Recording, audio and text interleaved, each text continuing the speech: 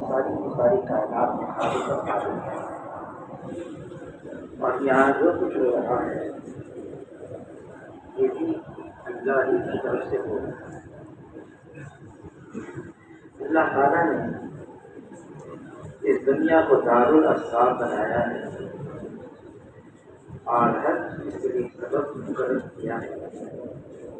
چلنے والی ذات تو اللہ کی ہے، ہوگا وہ تو اللہ چاہیں گے، لیکن جو اسباب اللہ نے اس دنیا میں رکھے ہیں حالات کے بننے اور بگاڑنے کے لیے، اس کا ضابطہ اللہ نے کلام پاک کا بیان کروایا ہے کہ ظاہر الفساد فی البر والبحر بما کسبت ایدی، یہاں خشکی اور گری میں جو کچھ ہو رہا ہے اللہ تعالیٰ اعلان فرما رہے ہیں کہ انسانوں کے اپنے ہاتھوں کی کمائی ہے۔ انسان اگر بنا ہوا ہے تو اللہ تعالیٰ حالات کو بتاتا رکھ دیتے ہیں، اور اگر انسان میں بگاڑ آتا ہے تو اللہ تعالیٰ کی حالات کے بگاڑ پر رکھ دیتے ہیں۔ عائشہ رضی اللہ تعالیٰ نے عرض کیا، اے اللہ کے رسول، اگر اللہ کی طرف سے کوئی عذاب آئے اور زمین پر صلح بھی ہوں، نیک لوگ بھی ہوں، تو کیا ان پر بھی اثر پڑے گا؟ فرمایا جس کا مطلب ہے ہاں، جب حواست کا غلبہ ہو جائے کہ جب کوئی اللہ کا خونی عذاب آئے زمین پر تو پھر نیک لوگ بھی اس سے متاثر ہو جاتے ہیں۔ اور یہ فرمایا جس کا مطلب ہے ہاں، حشر کے میدان میں آخرت میں یہ لوگ نیک لوگ جدا ہو جائیں گے۔ دنیا میں جو سب پر اثر آتا ہے، اس لیے انسان جس کا بننا انتہائی ضروری ہے۔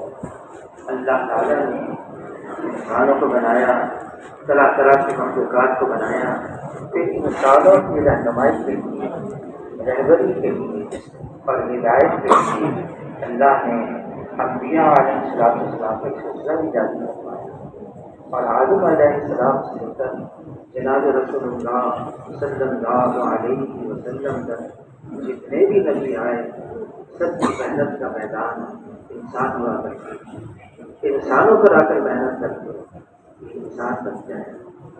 اب انسان کا بننا کیا ہے؟ انسان کے پاس بہت مال آ جائے، بہت چیزیں آ جائیں، بہت نقشے آ جائیں، بہت اونچا کوئی عہدہ مل جائے، یہ انسان کا بننا نہیں ہے۔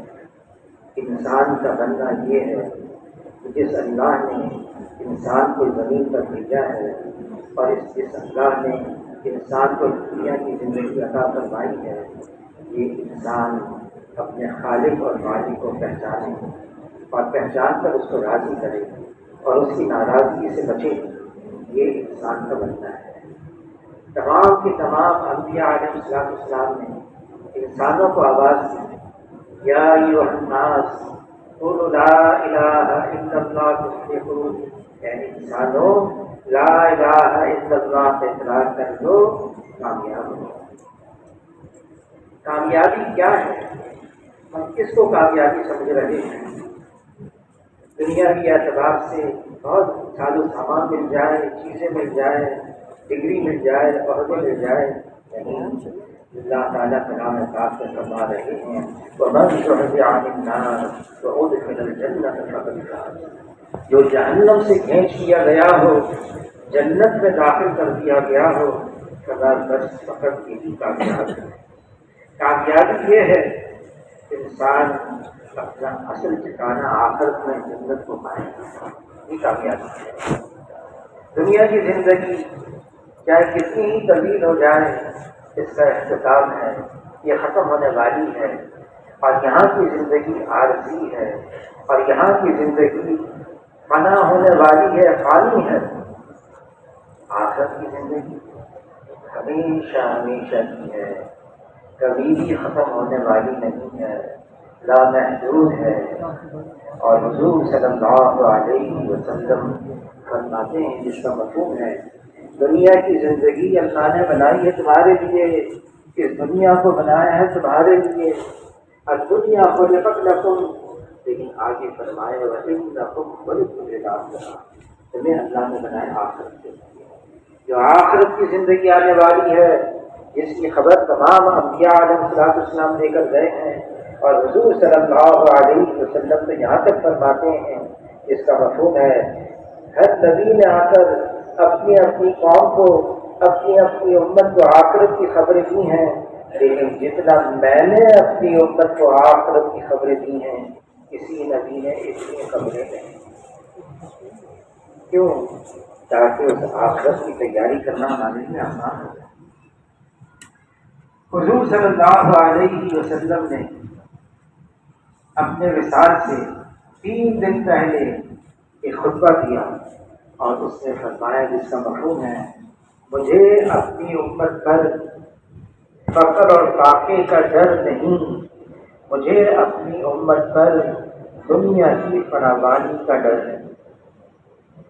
پھر حضور صلی اللہ علیہ وسلم نے اس دنیا کو دارالغرور فرمایا ہے، یہ دھوکے کا گھر ہے۔ حضور صلی اللہ علیہ وسلم سید ولد آدم ہیں، سید الاولین ہیں، سید الآخرین ہیں، امام الانبیاء ہیں۔ حضور صلی اللہ علیہ وسلم شافی محشر ہیں، ساقی کوثر ہیں، اور کسی نے یوں فرمایا لا یمکن السلام کما کان حقہ بعد خدا بزرگی حصہ مقدس۔ دنیا کے اعتبار سے حضور صلی اللہ علیہ وسلم خود کیسے زندگی گزار رہے ہیں؟ زمین اور آسمان کے خزانوں کی چابیاں جناب رسول اللہ صلی اللہ علیہ وسلم کے قدموں میں رکھی ہیں۔ حضور صلی اللہ علیہ وسلم نے قبول نہیں فرمایا۔ جبرائیل علیہ السلام تشریف لائے، عرض کیا اے اللہ کے رسول، آپ چاہیں آپ کے لیے مکے کے پہاڑ کو سونے کا بنا دیا جائے، جہاں آپ چلیں یہ سونے کا پہاڑ آپ کے ساتھ چلے۔ حضور صلی اللہ علیہ وسلم نے قبول نہیں فرمایا، بلکہ اس پر یہ دعا مانگی، اے اللہ میں تو آپ سے یہ مانگ رہا ہوں، ایک دن مجھے کھانے کو اتنا مل جائے، میری کمر سیدھی ہو جائے، اس پر میں تیرا شکر ادا کروں، اور ایک دن میرا فاقے سے گزرے، اس پر میں صبر کروں۔ حضور صلی اللہ علیہ وسلم کے پاس جبرائیل علیہ السلام تشریف لائے، عرض کیا اے اللہ کے رسول، اللہ کی طرف سے آپ کو اختیار ملا ہے، اگر آپ چاہیں آپ کو ملک النبیہ بنا دیا جائے، نبوت کے ساتھ بادشاہ دیا جائے، یا آپ چاہیں آپ کو عبد النبیہ بنا دیا جائے، نبوت کے ساتھ بندگی دی جائے۔ حضور صلی اللہ علیہ وسلم نے جبرائیل علیہ السلام کی طرف دیکھا کہ حضور صلی اللہ علیہ وسلم فرماتے ہیں، اس کا مفہوم ہے میرے 2 مشیر زمین پر ہیں، میرے 2 مشیر آسمان پر ہیں۔ زمین کے میرے مشیر ہیں ابو بکر ہیں اور عمر ہیں، اور آسمان کے مشیر میرے جبرائیل ہیں اور میکائیل ہیں۔ جبرائیل علیہ السلام کی طرف دیکھا حضور صلی اللہ علیہ وسلم نے، جبرائیل علیہ السلام نے ہاتھ کا اشارہ نیچے کی طرف کیا، حضور صلی اللہ علیہ وسلم نے عبد النبیہ کو پسند فرمایا۔ اس دنیا میں ہم آئے ہیں، دنیا بنانے کے لیے نہیں آئے،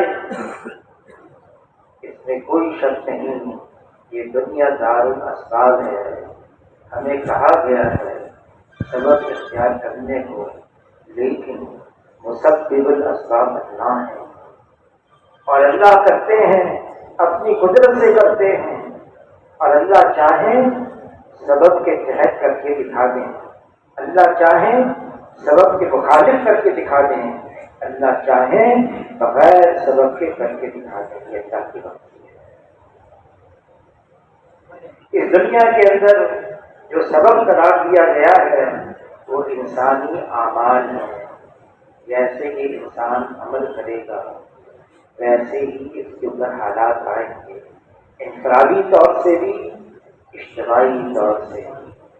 جیسے اس کے انسانی اعمال، یہ انسان بنا ہوا ہے، اور بنا ہوا کیسا ہوتا ہے؟ اس کا رتبہ کتنا اونچا جاتا ہے جب یہ بنا ہوا انسان ہوتا ہے، یہ فرشتوں سے بھی اعلیٰ افضل ہو جاتا ہے۔ اور اگر انسان کے اندر بگاڑ آتا ہے، یہ بگڑتا ہے، تو اللہ تعالیٰ بھی خود فرما رہے ہیں کلام اللہ میں، اس کا مفہوم ہے یہ بگڑا ہوا انسان جانور بلکہ جانور سے بھی بدتر ہوتا ہے۔ کہاں اتنا اونچا رتبہ انسان کا؟ آدم علیہ السلام کو بنایا، روح پھونکی، تمام فرشتوں کو حکم دیا سجدہ کرو، تمام فرشتوں نے سجدہ کیا، ابلیس نے نہیں کیا۔ اللہ نے پوچھا تم نے ایسے کو سجدہ نہیں کیا جس کو میں نے اپنے ہاتھ سے بنایا؟ اس کا جواب کیا تھا؟ خلقتنی من نار وخلقتہ من طین، مجھے بنایا آگ سے، میں اچھا ہوں، میں بہتر ہوں، اس کو بنایا ہے مٹی سے۔ اس نے تکبر کیا، اس کا شمار ہو گیا کافروں نے، اس نے اللہ کے حکم سے انکار کر دیا۔ اتنا اونچا رتبہ، فرشتوں سے سجدہ کروایا آدم علیہ السلام کو۔ یہ اللہ نے واقعہ کلام پاک میں ایک نہیں ایک سے زیادہ دفعہ بیان کرتا ہے، بتانے کے لیے رتبہ، درجہ، مقام انسان کا بہت اونچا ہے۔ یہ تمام مخلوقات میں سب سے افضل، سب سے اعلیٰ، سب سے اشرف ہے، یہ اشرف المخلوقات ہے۔ لیکن جب بگاڑ آتا ہے انسان کے اندر، جانور سے بھی بدتر ہو جاتا ہے۔ امام غزالی رحمۃ اللہ علیہ فرماتے جانوروں کی کئی قسم ہے۔ ایک قسم جانور کی وہ ہے جو معصوم پرندہ ہوتا ہے، کبوتر ہے، دانا چگتا ہے، پانی پیتا ہے، گھونسلے میں بچے ہیں، چونچ میں چونچ ملا کر اس کو کھلاتا پلاتا ہے، اس کو اپنے سے غرض ہے، کسی اور سے کوئی واسطہ نہیں، خود غرضی۔ فرمایا جانوروں کی ایک قسم یہ ہے، اور ایک قسم جانوروں کی وہ ہے جنگل کے اندر شیر ہے، چیتا ہے، بھیڑیا ہے، ہرن کی جان لی، بکری کی جان لی اور اپنا پیٹ بھرا، دوسرے کو نقصان پہنچا کر اپنا نفع اور فائدہ اٹھانا، اللہ کے جانوروں کی دوسری قسم۔ اور ایک تیسری قسم بھی ہے جانوروں کی، رات کے اندھیرے میں کوئی جا رہا ہے، نظر نہیں آ رہا، اندھیرا ہے، ایک بچھو نے ڈنک مارا، ایک قطرہ خون کا اس بچھو کے پیٹ میں نہیں گیا، مجھے فائدہ ہو نہ ہو، دوسرے کو نقصان پہنچے۔ اب جس کو ڈنک مارا وہ تو کرا رہا ہے، بے چین ہے، تکلیف ہے، درد ہے، دوسرے کو تکلیف پہنچے چاہے مجھے فائدہ ہو نہ ہو۔ فرمائی تیسری قسم ہے جانوروں کی۔ لیکن انسان کے اندر بگاڑ آتا ہے، یہ پھر ایک کی نہیں، دو کی نہیں، تین کی نہیں، اس کا نقصان نسل در نسل چلتا رہتا ہے، سینکڑوں کو نقصان پہنچتا ہے۔ معاشرے کے اندر ایک جنگلی جانور کو چھوڑ دیا جائے آزاد، کتنوں کو نقصان پہنچائے گا؟ 10 کو 30 کو۔ لیکن معاشرے کے اندر ایک بگڑا ہوا انسان یہ 10-20 کو نقصان نہیں، یہ سینکڑوں کو، ہزاروں کو، لاکھوں کو نقصان پہنچاتا ہے۔ اس کا نقصان نسل در نسل چلتا رہتا ہے۔ یہ بگڑا ہوا انسان ہے۔ انسان کا بننا بہت ضروری ہے، اس لیے ہر نبی نے انسانوں کو متوجہ کیا، دیکھو اس دنیا کی طرف مت جاؤ، مال سے زندگی نہیں بنتی ہے، زندگی اس کی بنتی ہے جس کی اللہ بناتے ہیں، نقشے چیزوں سے کام نہیں بنتا، کام اس کا بنتا ہے جس کی اللہ بناتے ہیں۔ عہدے، منصب، ڈگری سے عزت نہیں ملتی، عزت اس کو ملتی جس کو اللہ دیتے۔ کامیابی اس کے اسباب اللہ نے مقرر فرمائے ہیں، وہ کامیابی کی چیزیں جسے کامیابی مل جائے انسان کے جسم سے باہر نہیں ہے، وہ انسان کے جسم کے اندر ہی ہے۔ دل ہے، ہر انسان کو کیا ہے؟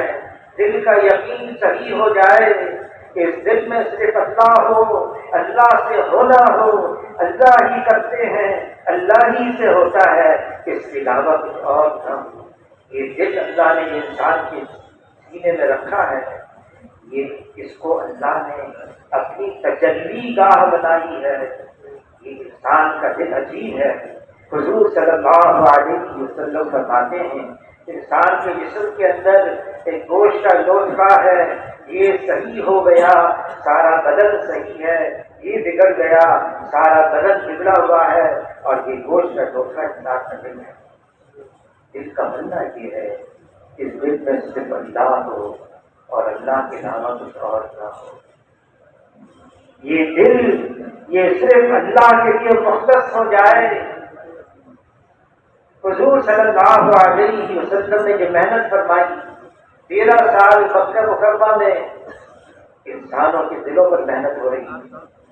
اس دل میں ایمان اتنا راسخ ہو جائے، اتنا پکا ہو جائے، اتنا مضبوط ہو جائے، لا الہ الا اللہ یہ حقیقت بن کر انسانوں کے دلوں پر بن جائے۔ یہ کلمہ اس میں کوئی شبہ نہیں، اس کے الفاظ بہت اہم ہیں، بہت ضروری ہیں۔ لا الہ الا اللہ یہ اتنا وزنی بھاری کلمہ ہے، اگر سات و زمین اور آسمان کے اوپر رکھ دیا جائے تو سات و زمین اور آسمان اس کلمے کے وزن سے دب جائے۔ صرف الفاظ، لیکن یہ کلمہ صرف الفاظ کے لیے نہیں آیا، یہ دل میں بٹھانے کے لیے آیا ہے۔ اعرابی آئے حضور کی خدمت میں، ہم ایمان لے آئے، جبرائیل علیہ السلام وحی لے کر آ گئے، یہ تو ابھی اسلام میں داخل ہوئے ہیں، ایمان دلوں کے اندر اتر جائے، دلوں میں رچ بس جائے، اس کا وقت ابھی باقی ہے۔ یہ دل یہ ایمان کی جگہ ہے، یہ دل اللہ نے اس کو اپنی تجلی کا بنایا ہے۔ یہ دل اگر بنا ہوا ہے، یہ انسان بنا ہوا ہے، دل اگر بگڑا ہوا ہے، انسان بھی بگڑا ہوا ہے۔ اگر دل میں فاسد مادہ آ گئی، گندگی آ گئی، دنیا کی محبت، یہ دنیا کی محبت ہے، ہر فتنے ہر خرابی کی جڑ ہے۔ اور دنیا راز کلو کا ہر خطا کی یہ جڑ ہے، دنیا کی محبت۔ حضور صلی اللہ علیہ وسلم نے ایسی محنت فرمائی کہ دنیا سے بے رغبتی پیدا ہو جائے، ایسی محنت فرمایا دنیا سے بچو، یہ ہاروت اور ماروت سے زیادہ جادو کرنے والی ہے۔ یہ دنیا اس کا گھر ہے جس کا آخرت میں کوئی گھر نہیں، یہ دنیا اس کا مال ہے جس کا آخرت میں کوئی مال نہیں۔ دنیا کے لیے وہ جمع کرے جس نے ذرا بھی اپنے امت کو ترتیب کی، دیکھو ایسے رہو دنیا میں جیسے کوئی مسافر رہتا ہے، بلکہ راہ چلتا ہوا مسافر ہے۔ کیا وجہ ہے اس دنیا کے پیچھے پڑ گئے؟ اس کی بھی وجہ بتا دیں۔ فرمایا جب دیکھی امت دنیا کو بڑی چیز سمجھنے لگے گی، اسلام کی غیبت اور مقدسوں سے نکل جائے۔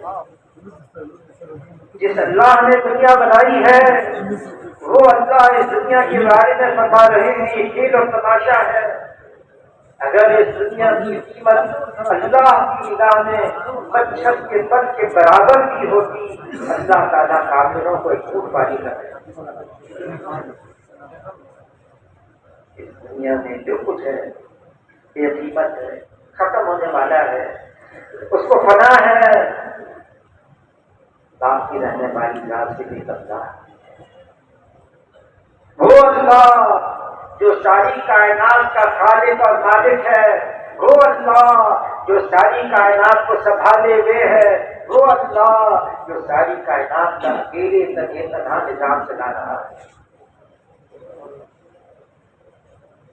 وہ اللہ ہے جو ہمیشہ باقی رہے گا۔ حدیث پاک کا مفہوم ہے وقت آئے گا اللہ تعالیٰ تمام مخلوقات کو ختم فرما دیں گے، تمام مخلوق ختم، یہ دنیا بھی ختم، یہ آسمان کی چاند کے ستارے ختم، ساری انسانیت ختم، سارے جانور ختم، یہ سارا نظام اللہ تعالیٰ لپیٹ کر رکھ دیں گے، یہاں تک کہ فرشتوں کو بھی موت آ جائے گی۔ جبرائیل علیہ السلام، میکائیل علیہ السلام، اسرافیل علیہ السلام، اسرائیل علیہ السلام، عرش کو اٹھانے والے فرشتے سب ختم، اور پھر اللہ تعالیٰ جب سب کو ختم فرما دیں گے پھر اعلان کریں گے لمن الملک اليوم، آج کس کی بادشاہت ہے؟ کوئی جواب دینے والا بھی نہیں ہوگا، خود اللہ فرمائیں گے للہ الواحد القہار، ایک اللہ کی بادشاہت ہے، وہ ایک ہے، اکیلا ہے، یکتا ہے، تنہا ہے، اللہ کا کوئی ساتھی نہیں، اللہ کا کوئی ثانی نہیں، اللہ کا کوئی ساتھی نہیں، اللہ کا کوئی متوازی نہیں، اللہ جیسا کوئی نہیں، وہ وحدہ لا شریک لہ ہے۔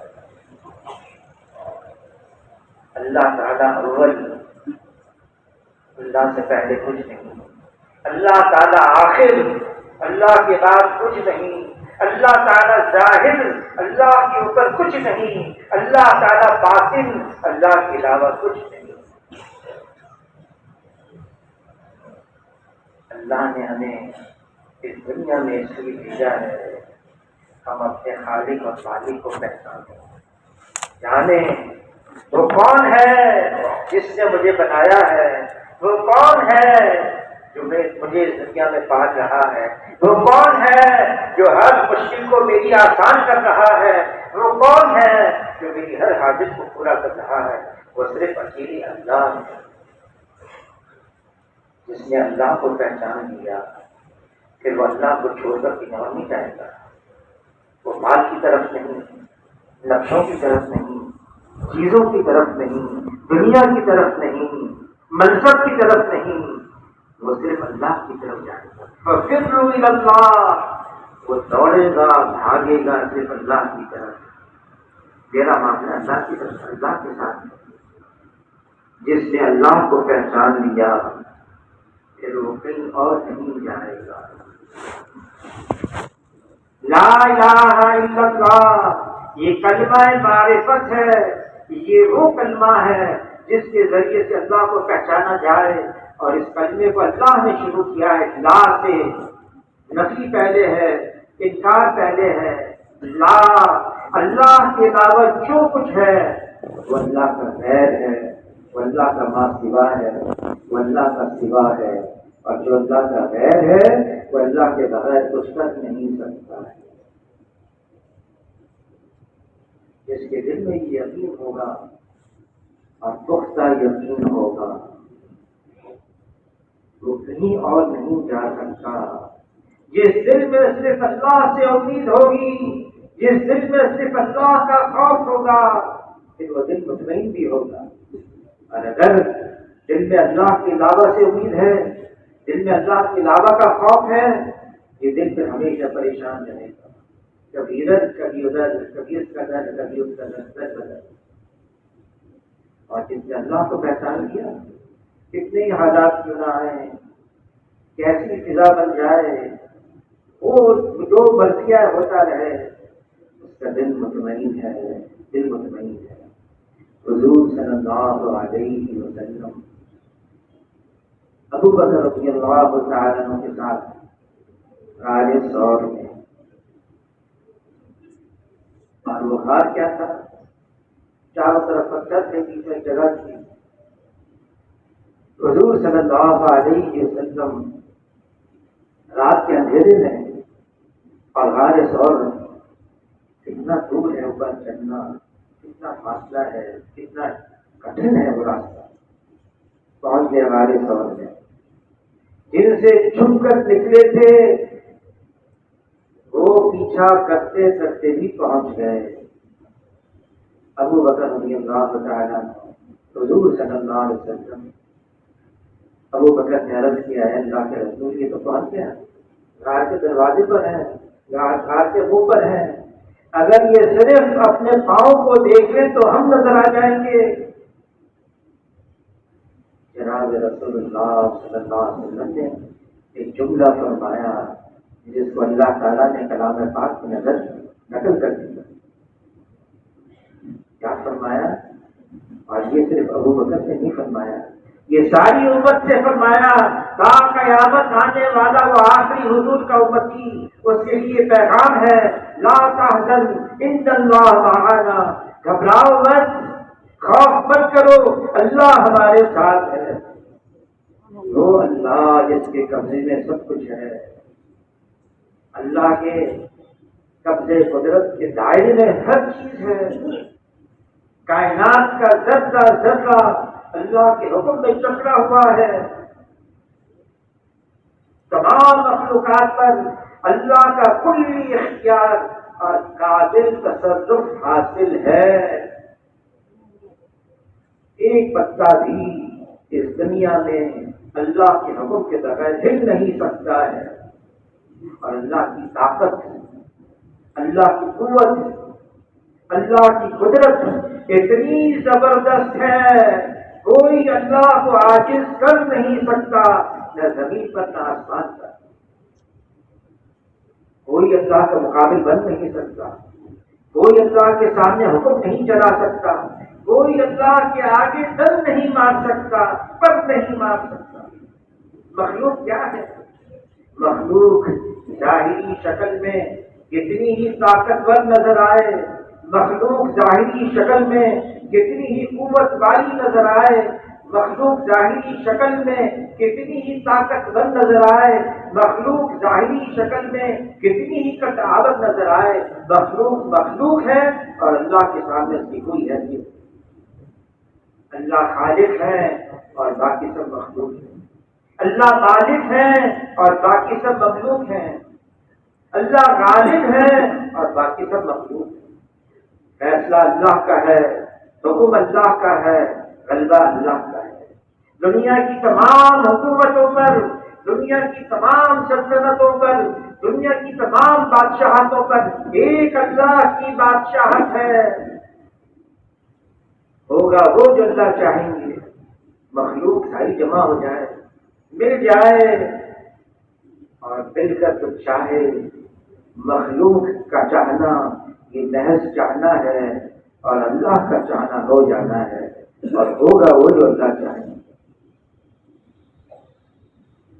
جس نے اللہ کی معرفت حاصل کر لی، جس نے اللہ کو پہچان لیا، اور وہ کون ہے جو پہچانے گا؟ یہ کیوں مل جاتا ہے انسان کو اللہ کی معرفت؟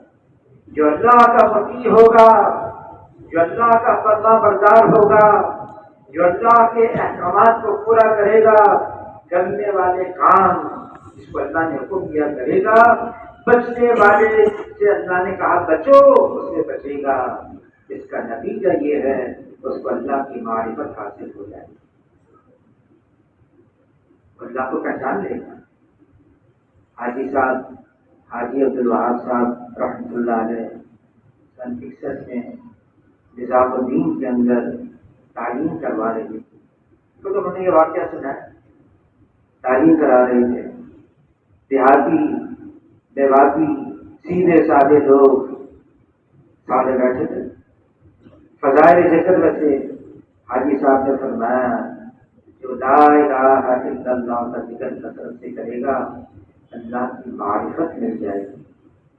تو فرمانے لگے میں سوچ میں پڑ گیا، سیدھے سادے لوگ ہیں، دیواتی ہیں، دیہاتی ہیں، پتہ نہیں انہوں نے معرفت سمجھی کہ نہیں سمجھی۔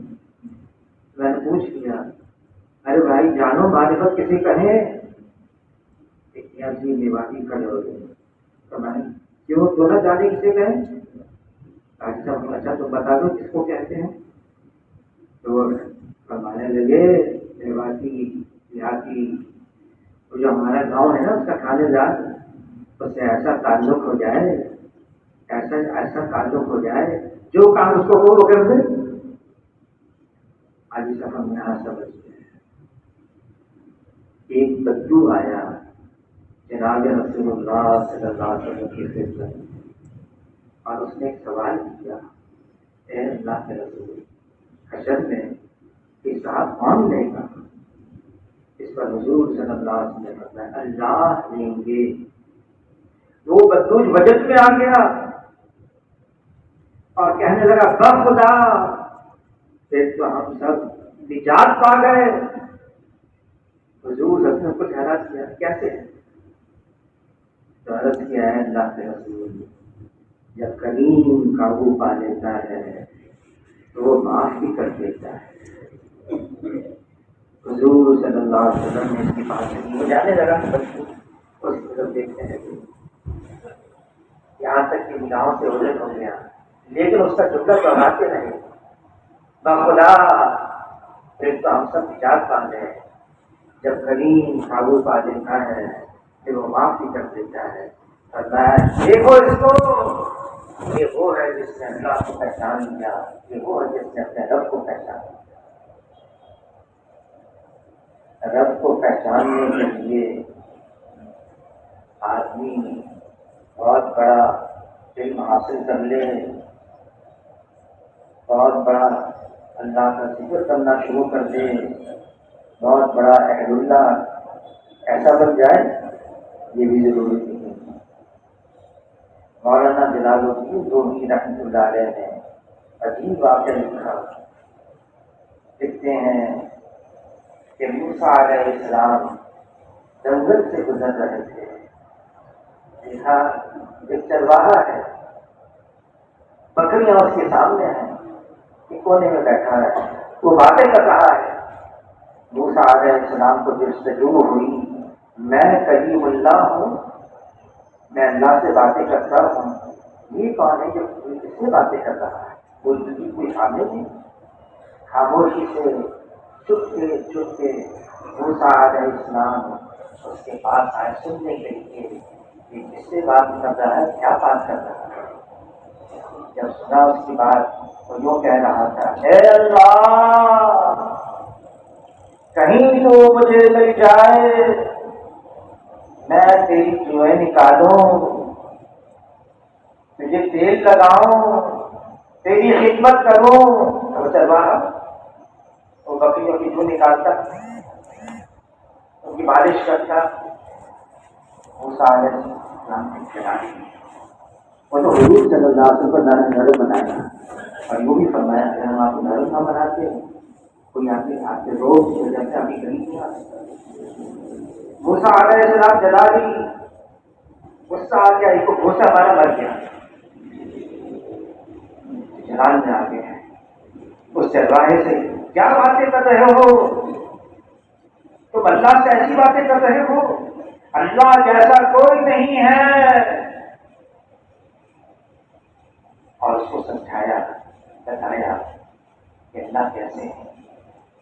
موسیٰ علیہ السلام آئے، مولانا جلال الدین رومی رحمۃ اللہ نے لکھا ہے، اللہ نے یہ بات پہنچائی موسیٰ علیہ السلام کو، اے موسیٰ جوڑنے آئے ہو، توڑنے آئے ہو۔ مجھے جو اس کی بات میں مزہ آ رہا تھا۔ موسیٰ علیہ السلام لوٹے، پھر اس چرواہے کے پاس پہنچے اور جیسے پہلے کی طرح باتیں کر رہے تھے ویسی باتیں کرو۔ چرواہا کہنے لگا موسیٰ علیہ السلام سے، مجھے اللہ کی معرفت حاصل نہیں تھی، اب جیسے اللہ ہے میں اللہ کو پہچاننے لگا ہوں، اب میری ہمت نہیں پہلے کی طرح باتیں کروں۔ جس نے اللہ کو پہچان لیا اس کا دل مطمئن ہو گیا، اس کا دل منور ہو گیا، اس کے دل میں اللہ کی محبت نقش ہو گئی، اس کو اللہ کے اسماء الحسنی کا استعداد مل گیا، وہ اسماء کے اندر غور کرنے لگا، پھر اس کو اللہ کی قرب کا ذائقہ مل گیا، اللہ سے مناجات کی سعادت حاصل ہو گئی، اس کو اللہ سے باتیں کرنے کی لذت مل گئی، زندگی کا مزہ مل گیا۔ کیا ہے؟ اس نے اللہ کی معرفت کو حاصل کر لا الہ الا اللہ، یہ کلمہ معرفت ہے، یہ کلمہ ایمان ہے، لا الہ الا اللہ، یہ کلمہ حق ہے، لا الہ الا اللہ، یہ کلمہ اخلاص ہے، لا الہ الا اللہ۔ یہ وہ کلمہ ہے اگر ترازو کے ایک پلٹے میں رکھ دیا جائے، چاروں زمین آسمان دوسرے پلٹے میں رکھ دیا جائے تو کلمے والا پلڑا جھک جائے گا۔ لا الہ الا اللہ یہ ایمان کا کلمہ ہے۔ عمر رضی اللہ تعالیٰ عنہ فرماتے ہیں 13 سال مکہ مکرمہ میں ہم صرف اس کلمے پر محنت نہ کریں گے، یہ کلمہ صرف زبان پر نہ ہو، یہ دل میں اتر جائے، یہ دل میں رس بس جائے، لا الہ الا اللہ یہ دل کا ایک جز اور حصہ بن جائے۔ کیسا بنا؟ علی رضی اللہ تعالیٰ عنہ فرماتے ہیں ایمان کی وہ سطح مل گئی اگر میرے اور اللہ کے درمیان کے پردوں کو ہٹا دیا جائے تو میری ایمان میں ذرے برابر کا اضافہ ہو، میں تو اب بھی ایسا ہوں جیسے آنکھوں سے اللہ کو دیکھ رہا ہوں۔ صحابی نے عرض کیا اللہ کے رسول ایمان کی لذت، ایمان کا مزہ، ایمان کی حقیقت مل گئی کیسے؟ عرض کیا ہے اللہ کے رسول کرامن کاتبین دونوں پر بیٹھے ہوئے فرشتے نامہ اعمال لکھنے والے ان کے قلم کے لکھنے کی آواز کو میں اپنے کانوں سے سن رہا اور واقعی ایسا تھا۔ صحابی نے عرض کیا ہے اللہ کے رسول میں نے آج کی صبح ایمان کی حقیقت کے ساتھ کی ہے۔ کیسے؟ عرض کیا ہے اللہ کے رسول دن میں روزے کی حالت میں ہوتا ہوں، رات کو بستر سے جدا قیام کی حالت میں ہوتا ہوں، میں ان آنکھوں سے جنت کو، جنت والوں کو ایک دوسرے کو سلام کرتے ہوئے دیکھ رہا ہوں، میں ان آنکھوں سے جہنم کو، جہنم والوں کو ایک دوسرے کو لال لال کرتے ہوئے دیکھ رہا ہوں۔ گویا کہ اللہ کا عرش میری نگاہوں کے سامنے ہے۔ جناب رسول اللہ صلی اللہ علیہ وسلم نے فرمایا اس کا مفہوم ہے حارثہ تم وہ ہو جس کا دل اللہ نے ایمان کے نور کے ساتھ منور کر دیا، اس کو محفوظ رکھا۔ ایمان کی وہ سطح اور اللہ کا مطالبہ ہے ہم سب سے ہے ایسا ایمان لے آؤ جیسے وہ لے کر آئے صحابہ کرام ایسا ایمان لے آئے۔ مولانا یوسف کاندیلی رحمۃ اللہ علیہ فرمانے لگے ایمان کے بول قیمتی ہیں، الفاظ ضروری ہیں، لیکن الفاظ ہوتے ہیں حقیقت نہیں۔ الفاظ تو حقیقت کی طرف اشارہ کرتے ہیں، حقیقت کو بہت ہوتی ہے۔ اس حقیقت کو پانے کے لیے، اس حقیقت کو حاصل کرنے کے لیے محنت، مشقت، مجاہدہ، قربانی، اس کے بعد جا کے وہ ایمان کی سطح ملتی ہے اور وہ ایمان والوں سے ایمان پھیلتا ہے۔ فرمایا ایمان والوں سے ایمان پھیلتا ہے، خالی بول ہیں، خالی الفاظ ہیں۔ فرمایا کال سے کال پھیلتا ہے، حال سے حال پھیلتا ہے۔ وہ تو جہاں جاتے تھے صحابہ کرام زیادہ تقریر نہیں، زیادہ بات نہیں، وہ تو اتنا کہتے تھے جیسے ہم نے بہتر ہوتا۔ ان کو دیکھتے ہی حضور صلی اللہ علیہ وسلم فرماتے ہیں بہترین ہم نشیں وہ ہے جس کو دیکھ کر خدا یاد آ جائے، جس کے کلام سے علم میں اضافہ ہو، جس کے عمل سے آخرت کا شوق پیدا ہو۔ کرنا یہ بہترین امتی ہے۔ ہمارا دیکھنا، ہمارا کرنا، ہمارا بولنا یہ اللہ کی طرف توجہ کر رہا ہو، یہ اللہ کی یاد کو پیدا کر رہا ہو۔ یہ امت کا ایک حادثہ ہے، یہ امت ہے جناب رسول اللہ صلی اللہ علیہ وسلم کی، جو اللہ تعالیٰ کلام پاک میں فرما رہے ہیں قل ھذہ سبیلی ادعو الی اللہ، آپ کہہ دیجیے یہ ہے میرا راستہ، اور اللہ کی طرف بلانا، اللہ کی طرف متوجہ کرنا، آج جتنے حالات آ رہے ہیں اس کے قصوروار ہم ہیں. میں ہوں اس کا قصوروار، مجھے میں ہوں. کیا ہے؟ حاجی صاحب فرمانے لگے استغفار کرو اس پر کہ اللہ نے ایک ذمہ داری دی. ہم اللہ کی طرف توجہ کر کے، ہم اللہ کی طرف بلاتے، ہم اللہ کی طرف توجہ کر کے اللہ کے سامنے ہم کو جھکا کے ساری کی ساری انسانیت کو اس پر ہم سے بڑی کوتاہی ہوئی، لغزش ہوئی، غفلت ہوئی، گناہ ہوا، اس پر ہم استغفار کریں، اللہ سے معافی مانگیں، توبہ کریں اور دل سے توبہ کریں. جو سچے دل سے اللہ کی بارگاہ میں رجوع کر کے معافی مانگتا ہے کہ اللہ بھی اپنے فضل سے معاف فرما کر اس کی ساری لغزشوں کو درگزر فرما کر اس سے محبت کرنے لگتے ہیں. اور اللہ کی بخشش اور اللہ کی محبت کی کوئی انتہا نہیں.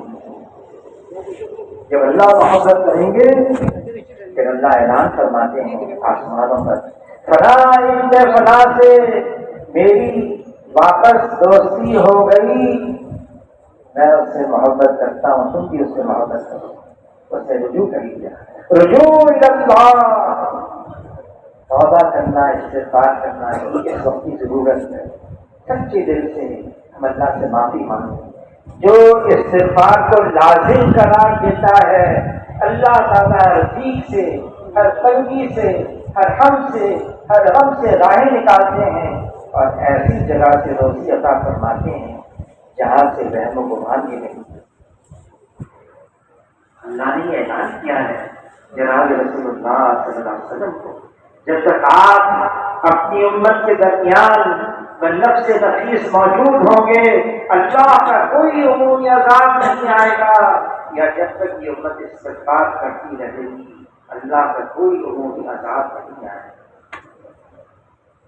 علی رضی اللہ تعالیٰ عنہ فرماتے ہیں نہیں نازل ہوتی کوئی بلا مگر بسبب گناہ کے، اور نہیں چلتی کوئی بلا مگر بسبب توبہ کی. اور توبہ سے بندہ کرتا ہے. فرمایا ندامت کا اتنا آنسو مکی کے سر کے برابر جب یہ بندہ آنکھ سے چپکاتا ہے اللہ تعالیٰ اعلان فرماتے ہیں اس کا جہنم میں جانا اتنا ہی مشکل ہے جتنا کہ دھنوں دودھ کا واپس دھنوں میں واپس جانا ہے. جب بندے سے گناہ ہوتا ہے، ہم ساری گناہ گار ہیں. حضور صلی اللہ علیہ وسلم جب یہ فرما رہے ہیں کل بنی آدم خطا ہوں، آدم علیہ السلام کی نسل میں ساری گناہ گار ہیں، ہم ساری گناہ کرتے ہیں. بلکہ مولانا یوسف کاندھلی رحمۃ اللہ علیہ تو فرماتے ہم تو گناہوں کے سمندر میں ڈوبے ہوئے ہیں، دن میں بھی رات میں بھی ہم سے گناہ ہو رہے ہیں، اکیلے میں بھی، دوکیلے میں بھی، مجمع میں بھی، تنہائی میں بھی، چھوٹے بڑے سارے گناہ ہم کر رہے ہیں. ہم اللہ سے معافی مانگیں. جب بندہ اللہ کی طرف توجہ ہو کے معافی مانگتا ہے اللہ تعالیٰ فرشتوں سے فرماتے ہیں دیکھو میرے بندے سے گناہ ہو گیا اب معافی مانگ رہا ہے، اس کو یقین ہے کہ اس کا پوچھنے والا جبھی تو مجھ سے معافی مانگ رہا ہے، گواہ رہنا میں نے اس کو معاف کر دیا. وہ بندہ پھر جاتا ہے کہ بشریت کی وجہ سے جب تک اللہ تعالیٰ کی طرف سے مقرر ہوتا ہے محفوظ رہتا ہے، لیکن بشریت کی وجہ سے پھر وہ گناہ ہو جاتا ہے، پھر وہی گناہ کرتا ہے، پھر اس کو ندامت، شرمندگی، افسردگی، ہائے میں نے ایسا کیوں کیا. پھر وہ اللہ سے کہتا ہے اللہ میں نے تو پکا عزم کیا تھا نہیں کروں گا، اے اللہ چلو گیا، اے اللہ معاف کر، اب نہیں کروں گا، معاف کر. اللہ تعالیٰ پھر فرشتوں سے فرماتے کہ دیکھو گناہ ہوا، معافی مانگی میں نے، معاف کر دیا. دیکھے یار پھر گناہ ہوا پھر معافی مانگا، گواہ رہنا میں نے اس کو پھر معاف کر دیا. یہ کیا آتا ہے؟ پھر بشریت کی وجہ سے جب تک اللہ تعالیٰ اس کے مقدر میں رکھے محفوظ رکھا ہے پھر شریعت کی وجہ سے پھر وہ گناہ کیا افسوس یہ شرمندگی پھر دعوت پھر اللہ کے سامنے رونا گر گرانا اے اللہ میں نے تو بخشا کر دیا تھا لیکن پھر ہو گیا اے نسل معاف کر دے اللہ تعالیٰ فرشتوں کو گواہ فرما کر فرماتے ہیں دیکھو گناہ ہوا معافی مانگی معاف کر دیا پھر گناہ ہوا معافی مانگی معاف کر دیا پھر گناہ ہوا معافی مانگی معاف کر دیا یہ گناہ کرتے کرتے معافی مانگتے مانگتے تھک جائے گا اور میں اللہ ہوں معاف کرتے کرتے نہیں کرتا اللہ تو ایسے معاف کرنے کے لیے انتظار میں ہے آئے کوئی اس راستے پر وہ بڑا قدردان ہے اللہ نے جب دنیا کو بنایا ساری کائنات کو بنایا اپنے کتاب مبین میں پھر لکھا میری رحمت میرے غضب پر غالب ہے پھر اپنی کتاب بند کر کے رکھی اللہ تعالی بندوں کو معاف کرتے ہیں لیکن کب جب سچے دل سے ملامت ہو بندہ سوچتا ہے میں نے تو اللہ سے کئی دفعہ معافی مانگی معافی میں نے مانگی توبہ کی ٹوٹ گئی علماء حضرات فرماتے ہیں جو بندہ اللہ سے معافی مانگتا ہے توبہ کرتا ہے ٹوٹ جاتی ہے تو اس کی توبہ بیکار نہیں جاتی یہ تو شیطان کی طرف سے بات آتی ہے کیا ہوگا تمہارا تم نے بہت معافی مانگی توبہ کر لی وہ تو صرف 20 اللہ کی رحمت سے مایوس ہو گیا اللہ تعالیٰ سے تمہارا لا تقنطوا من رحمت اللہ اللہ کی رحمت سے مایوس مت ہو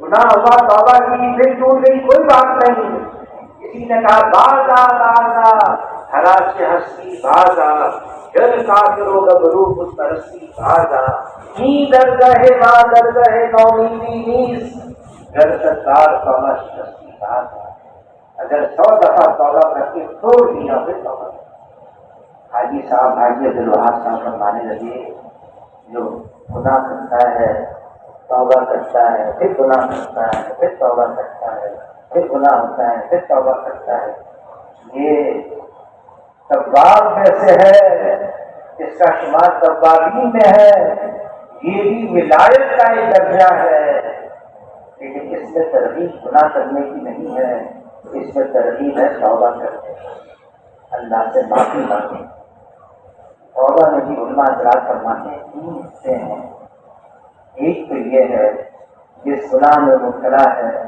اس گناہ سے جدا ہو جائے الگ ہو جائے اور دوسرا یہ ہے سچے دل سے پکے دل سے اللہ کے سامنے نازل ہو جائے اس سے گناہ ہوا ہے نہ مجھے معاف کر اور تیسری بات یہ ہے پکا عزم ہو آئندہ میں نہیں کروں گا اور علماء حضرات فرماتے ہیں حق تلقی کی ہے چاہے وہ حقوق اللہ میں ہو چاہے وہ حقوق العباد میں ہو حق تلقی ہو گئی علماء سے پوچھ کے وہ حق کو ادا کرنا ہوگا نمازیں رہ گئی روزے رہ گئے زکات رہ گئی اللہ کے بہت سارے احکامات گناہ تو معاف ہو جائے گا لیکن جو ذمہ وہ ادا کرنا ہوگا کسی بندے کا حق لے لیا گناہ تو معاف ہو جائے گا وہ حق واپس کرنا ہوگا یا اسے معاف کرانا ہوگا تو علماء حضرات فرماتے ہیں توبہ اس کے 3 حصے ہیں لیکن جب آدمی توبہ کرتا ہے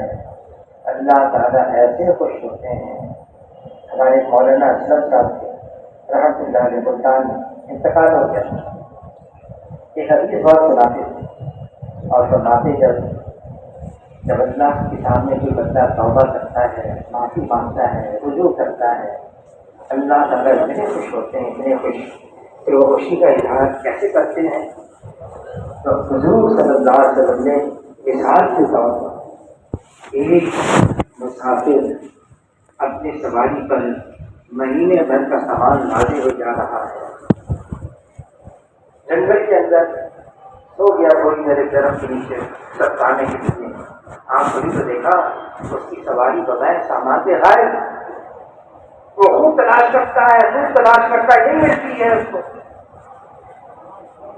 آخر کار تھک ہار کر اسی درخت کے نیچے موت کا انتظار کرنے کے لیے لیٹ جاتا ہے، آم لگ جاتی ہے، پھر آپ دیکھتا ہے اس کی سواری کا میں سامان کے سامنے کھڑی، اتنا خوش ہوتا ہے، اتنا خوش ہوتا ہے، اس کی زبان لڑکھڑا جاتی ہے، یا اللہ تو میرا بندہ میں تیرا خدا۔ مولانا اسلم صاحب فرمانے لگے اللہ تو اللہ ہے، قادر مطلق ہے، اللہ کی زبان کبھی نہیں لڑکھا، لیکن بتانے کے لیے کہ جیسے بندے کو خوشی ہوئی زبان لڑکھا گئی، اللہ کو اس سے کہیں زیادہ خوشی ہوتی ہے جب بندہ توبہ کرتا ہے، اللہ کی طرف متوجہ ہوتا ہے۔ یہ وقت ہے اللہ سے معافی مانگنے کا، رجوع کرنے کا۔ حاجی صاحب حاجی عبدالوہاب صاحب 2018 میں سالانہ اجتماع راجن کا ایک حصہ ہو گیا، اب دوسرا حصہ باقی ہے، تو بیچ میں بہت بیمار ہو گئے، اسپتال لے کے جا رہے تھے، حویلی میں آئے اور حویلی میں تمام شعراء کے، ساری دنیا کی شعراء کے لوگ موجود، اور اس نے فرمایا میرا یہ پیغام کہہ دینا کہ یہ امت استغفار کرتی رہے، اللہ سے معافی مانگتے رہے، ہمیں معافی مانگنی ہے اللہ سے، اور وہ معاف کرنے والا ہے۔ یہ تبلیغ کا کام ہے، اس لیے ساری امت کو جگایا جائے، جوڑا جائے، بتایا جائے کہ جو کچھ ہو رہا ہے اس کے ذمہ دار ہم ہیں، لوٹ کر آ جائے اپنے کام پر، اپنے مقصد پر۔ انسانیت کو بتانا ہے کہ اللہ نے ہمیں دنیا میں بھیجا ہے، ایک کام کے لیے بھیجا، ایک مقصد کے لیے بھیجا، القریب اللہ کی طرف لوٹ کر جانے والے ہیں۔ اس زمین پر اللہ کی فرما برداری عام ہوتی چلی جائے، اس زمین سے اللہ کی نافرمانی مٹتی چلی جائے، اس کے لیے ذمہ دار یہ امت ہے۔ حضور کی امت پہلے انبیاء علیہ السلام تشریف لاتے، محنت کرتے، کوشش کرتے، اب حضور صلی اللہ علیہ وسلم کے بعد کوئی نیا نبی نہیں آئے گا، ساری ذمہ داری اس امت کی ہے، جس نے لا الہ الا اللہ محمد رسول اللہ کا اقرار کر لیا، اس کے ذمے اللہ کی طرف سے یہ بات لگ گئی، یہ کام لگ گیا، مجھے خود بھی دین پر چلنا ہے، ساری انسانیت کو دین پر چلانا ہے، مجھے انبیاء علیہ السلام کی طرح ہدایت کے لیے محنت کرنی ہے، جان بھی کھپانی ہے، دان بھی لگانا ہے، اوقات بھی دینا ہے، اور جیسے صحابہ کرام نکل گئے اللہ کے راستے میں، مجھے بھی اللہ کے راستے میں چلنا ہے، تاکہ اللہ کو رحم آ جائے اور اللہ تعالیٰ ہدایت کے فیصلے فرماتے ہیں۔ اس کے لیے صحابہ کرام سے نکل گئے جان دینے کے لیے، جہاں وہ جاتے تھے وہاں محنت کرتے، اور اس نیت سے جاتے اب واپس لوٹ کر نہیں جانا ہے، جان دے دیتے، وہاں کی قبر بنتی۔ ہمارے لیے آسان ہے، ہم کچھ وقت کے لیے اللہ کے راستے میں نکل جائیں، 4 مہینے کے لیے، 40 دن کے لیے، 7 مہینے کے لیے، سال کے لیے، واپس لوٹ کر آئیں اور اپنے اپنے مقام پر آ کے محنت کریں، کوشش کریں، جہد کریں اپنے محلوں کے اندر، اپنے علاقے کے اندر، اور پھر اللہ کی دعائیں بھی مانگیں۔ ہدایت تو صرف اللہ کے ہاتھ ہے، انک لا تہدی من احببت، ہدایت صرف اللہ کی طرف سے نہیں، لیکن ہدایت کی محنت کرنا ہمارا کام ہے، ہماری ذمہ داری ہے۔ مولانا انعام الحسن صاحب رحمۃ اللہ علیہ فرماتے تھے اس محنت کے اندر محنت جوہر لوگوں کے پاس جانا، ان سے ملاقاتیں کرنا، ان کی عزت سماجت کرنا، یہ تو ایک ٹھکان کے برابر ہے، لیکن راتوں کو اللہ سے مانگنا، اے اللہ تو ہی اپنا فضل فرما دے، ہدایت وہاں فرما دے، یہ ایک من کے لیے ہے، ایک شیطان وہاں پر اور ایک من، اللہ سے مانگنا، یہ جڑانا۔ اللہ تعالیٰ ہماری دنیا پر تہجد کے وقت خود نازل ہو کر فرماتے ہیں، ہے کوئی مانگنے والا میں اس کو عطا کروں، ہے کوئی بخشش چاہنے والا اس کے گناہوں کو بخش دوں، ہے کوئی توبہ کرنے والا اس کی توبہ قبول کروں۔ اللہ تعالیٰ خود فرماتے ہیں تہجد کے وقت محنت بھی کرنی ہے، مانگنا بھی ہے، اللہ سے مانگنا ہے۔ اور آج حاجی صاحب فرمانے لگے انتظار میں تو ہے اللہ تعالیٰ، کوئی مانگنے والا ہمارے درمیان میں نہ رہا ہو، ایسا مانگنے والا کہ اللہ تعالیٰ عطا فرما دے۔ مولانا یوسف ناندیوی رحمۃ اللہ علیہ فرماتے تھے محنت تو یہ ہے ہمارے درمیان کوئی ایسا آ جائے اللہ سے ایسا مانگے کہ اللہ تعالیٰ اس کے مانگنے پر فیصلہ فرما دیں اور ہدایت کو عام کر دیں. کبھی سے بھی فرمائیں کون کون ساتھی 4 مہینے کے لیے 40 دن کے لیے ملکوں کے لیے کون کون ساتھی سے جائیں.